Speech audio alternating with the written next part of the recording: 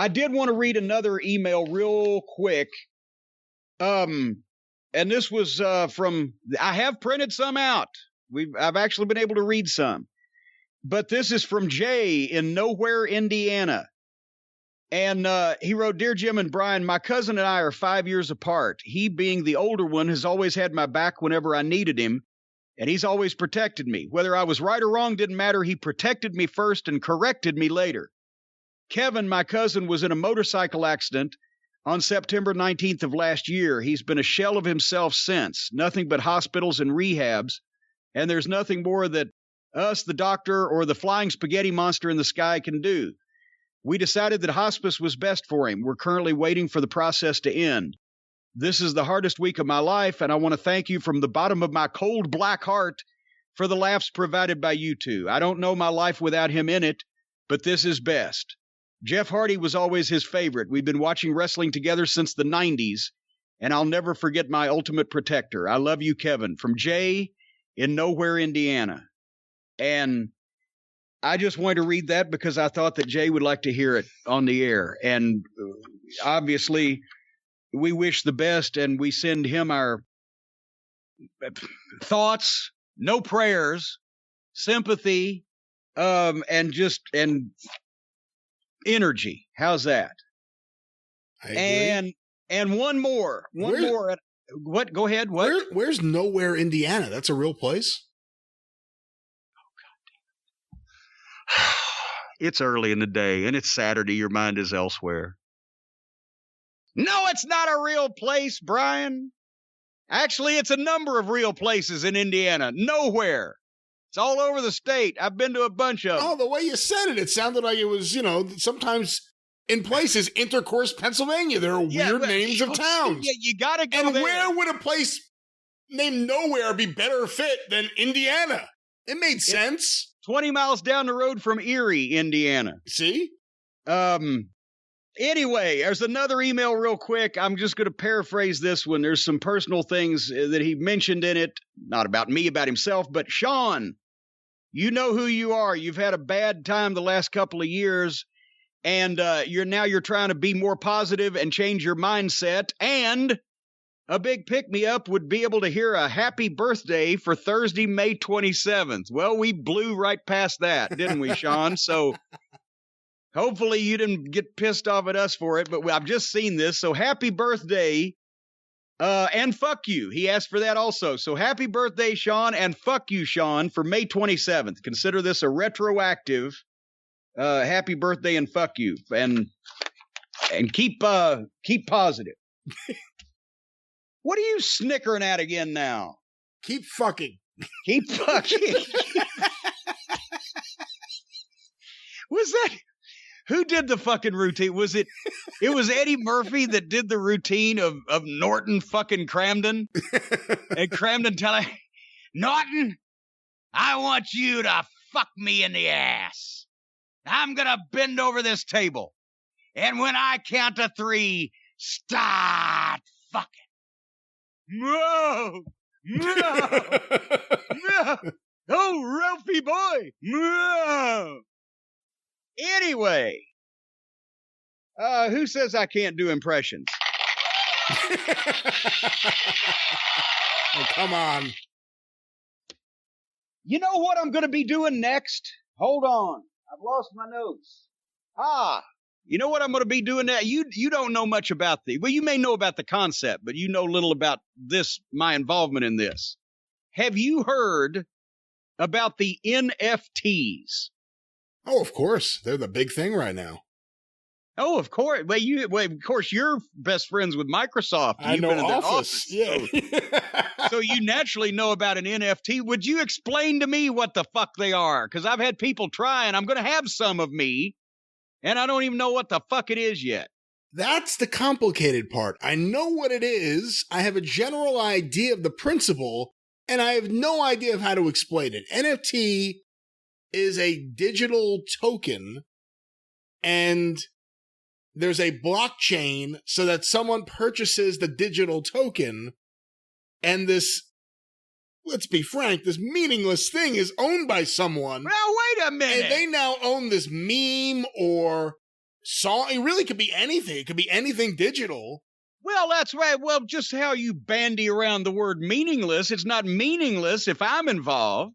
Oh, no, if you're involved, that elevates things to a whole new that brings level. things right. That gets them high again, doesn't it? Elevates them right up. No, it could be some jack off with some piece of frivolous nonsense, but if you're giving people a collectible product, that's different.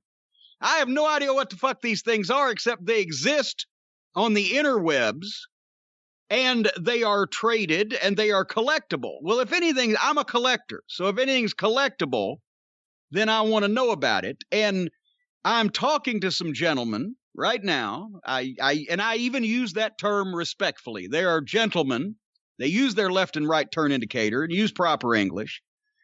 And we're working something out where there's going to be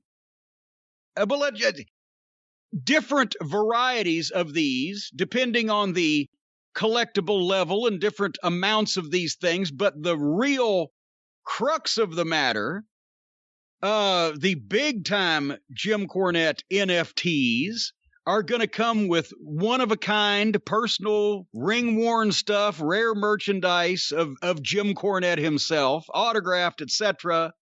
We're putting a whole package together. Anyway, next week or two, we may have some news about that. But NFTs, this is going to be the first time that I've ever had a collectible of myself or anything else that I couldn't actually put on my shelf because it's going to be on the interweb.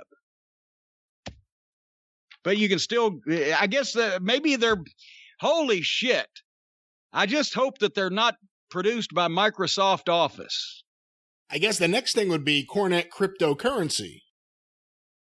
Well, I've had some cryptic currency in the past. Now that you're getting involved with blockchain technology, we can get involved with Corny Coin, and we can start selling those to people. Well, wait a minute. A digital token that pays for nothing, but it could potentially one day be worth something and tradable to someone for something. But in the meantime, let's start mining these things. But no, wait a minute. Corny Coin. Yeah. When I was a kid, when I was a little toddler here in Louisville, Kentucky, the big toy store in town was Thornberry's Toys. It was down on Shelbyville Road, way down in St. Matthews, and that was a big occasion. If you did something, if it was a special time of year, like the holidays, or if you did something good or got a good report card or whatever, that when you got picked up after school, Brian, you got to go to Thornberry's Toys and pick you out a toy. And you could actually, this was before they had things like shopping malls and things. This was back in the dark ages. It was a whole big toy store just standing there right on the side of the road all by itself. And they had Thorny Bucks. And the Thorny Bucks, whenever you bought something, then you got a certain amount of Thorny Bucks. And they had different pictures of all the different Thornberries. One guy had a fucking old Captain Thornberry had a fire department outfit on, and the other fucking little Thorny, I think they had a picture of their dog on like the dollar, whatever the fuck. And I probably still got some of those around the house here. Anyway, you get these Thorny Bucks, and you could go in and you could save them up, and they were like trading stamps. You could go in later on and buy something with a certain amount of Thorny Bucks. So I'm thinking the same thing. What if we had Corny Coin? And when I get the new website, JimCornette.com, all finished, and put the store back up, Cornette's Collectibles, you could use your Corny Coins that you had previously gotten to turn in for merchandise.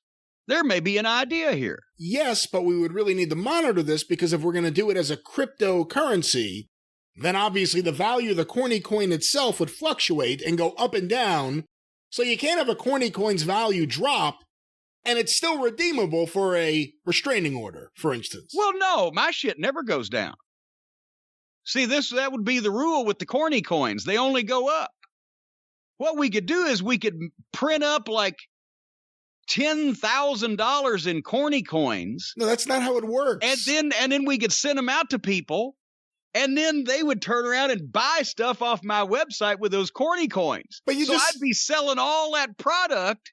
And then when I sold out, then we could print up more Corny Coin and we could send it out to more people, and then they would have to use it on my website only, and they would send that corny coin back to me for a shit ton more merchandise. Are you just sending them this corny coin for no reason? Are they actually buying it, or are you just... Well, I'm sending it. Because it sounds like you're blowing through your inventory and not making any profit. I'm sending it to them so that they'll buy stuff off my website. But they're not paying for it.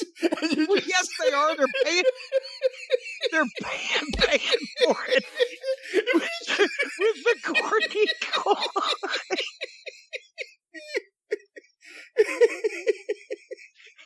Don't you see, Matthew? It's just as easy as that. If we send out all the corny coins and they can't spend them anywhere else because they're worthless anywhere else but Cornette's Collectibles, they'll have to send them back to me and buy more stuff. But if you're just sending them to people,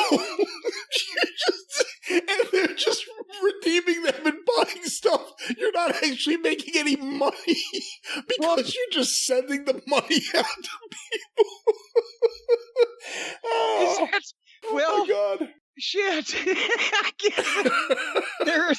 There's a loophole there. Well, when do we start making money with that plan? I think we should probably continue this conversation off air at a later time. You're my goddamn financial consultant here. How do we make money with that plan? With what plan? With your plan? The plan that you just get, the idea you just gave me. There's another way to do it. I was reciting to you, and then suddenly we realized that your idea would bankrupt me. No, my idea was to create, and it wasn't even let's do it, but now it's become let's do it. My idea was let's do it. Let's create an actual usable token, a cryptocurrency in the name of Jim Cornette. And with you, it became great. Let's send gift certificates to everyone.